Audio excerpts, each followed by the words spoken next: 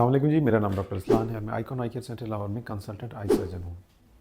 एक क्वेरी जो हमसे बहुत ज़्यादा पूछी जाती है कि क्या लेज़र करवाई जा सकती है, हर एक के लिए सूटेबल है, और इसी तरीके से इसमें एक इम्पॉर्टेंट हिस्सा ये भी होता है कि वो कौन से लोग हैं जिनके लिए लेज़र सूटेबल नहीं है। क्योंकि जिनके लिए है उनका तो हम बहुत जिक्र करते हैं, लेकिन कौन से वो लोग हैं जो लेज़र नहीं करवा सकते हैं। आज ये इंपॉर्टेंट इन्फॉर्मेशन हम आप तक देंगे, लेकिन इसके साथ ही मैं ये बताता चलूँ कि हमारे इस चैनल का जो बेसिक पर्पज़ है वो अवेयरनेस फैलाना है, और हम पूरी कोशिश कर रहे हैं कि आँखों के हवाले से जितने भी मसाइल हैं उसके लिए लोगों के ज़हनों में जो जो मिथ्स हैं उनको भी ठीक करें। इसके अलावा जो गलतफ़हमियाँ, मिसकॉन्सेप्शंस हैं उनको भी ठीक करें। बहुत सारे डर खौफ हैं उनके ज़हन में, उसको भी बेहतर करें। और नेशनल लेवल के ऊपर हमारा ये टारगेट है कि हमने एक अपनी अवेयरनेस को इस हद तक लेके जाना है कि लोगों को ये ज़रूरत ना महसूस हो कि बहुत सारे छोटे छोटे मसाइल के लिए उन्हें बार बार डॉक्टर्स के पास जाना पड़े। और एक लिहाज से इसको हम इवन रिलीजियस लेवल पे भी देख सकते हैं कि एक सदका जारिया भी है कि अगर आपको कोई अच्छी इन्फॉर्मेशन मिले तो आप इसको लाजमी अपने आसपास लोगों से शेयर करें। क्या पता आपकी एक छोटी सी इन्फॉर्मेशन किसी की ज़िंदगी भर के लिए नज़र की बेहतरी का बाइस बन जाए।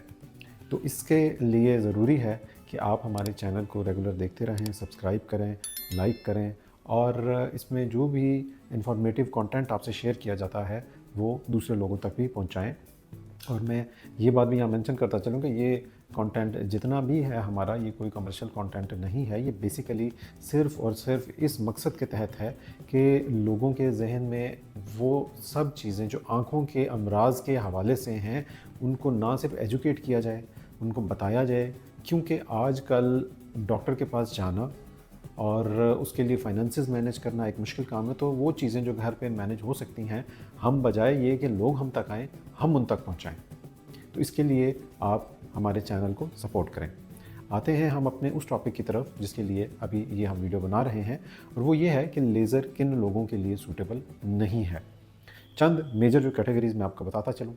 अगर आपकी आँख में बीमारी है, किसी भी किस्म की बीमारी हो सकती है, इसका ताल्लुक आँख की एलर्जी से हो सकता है, मोती के साथ हो सकता है, आँख के पर्दे के साथ हो सकता है। शुगर की वजह से अगर पर्दे में कोई डैमेज मौजूद है, या मौरूसी तौर पे पैदाइशी तौर पर पर्दा कमज़ोर है, वीक है बहुत ज़्यादा। इसी तरीके से अगर हम बात करें, कॉर्निया बहुत इंपॉर्टेंट पार्ट है जिसके ऊपर लेज़र लगाई जाती है। ये आँख का बैरूनी हिस्सा है, वो झिल्ली है जो कि बिल्कुल बाहर की तरफ हमें नज़र आती है और हम उसको टच भी कर सकते हैं।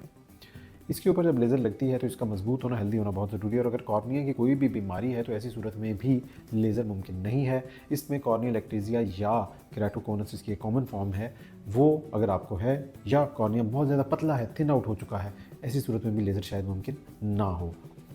ऐनक उतारी जा सकती है इन केसेस में, लेकिन उसके और तरीके हैं। तीसरी जो मोस्ट कॉमन चीज़ है जिसमें लेज़र नहीं की जा सकती है, नॉर्मली मैं यहाँ आपको बताता चलूँ, नज़दीक के हवाले से बहुत ज़्यादा क्वेरीज आती हैं। नज़दीक की नज़र अगर आपकी कमज़ोर है तो उसके लिए लेज़र एक ऑप्शन ज़रूर है, लेकिन कोई बहुत सूटेबल ऑप्शन नहीं है। और इसके रिज़ल्ट जो है, जो लेज़र्स मौजूद हैं नज़दीक की नज़र करेक्शन के लिए, वो को बहुत 100% ही अच्छे रिज़ल्ट नहीं देती हैं, जिसकी वजह से ज़्यादातर हम लोगों को इस लेज़र के लिए डिस्करेज करते हैं। अगरचे इस लेज़र का आंखों को नुकसान नहीं है, लेकिन अगर हम रिज़ल्ट के हवाले से बात करें तो रिज़ल्ट जो है वो इसके को बहुत एक्स्ट्रा ऑर्डिनरी नहीं है। जिस तरह दूर की लेज़र के रिज़ल्ट बहुत अच्छे होते हैं, तो नज़दीक की लेज़र के जो रिज़ल्ट हैं वो कॉम्प्रोमाइज़्ड हैं।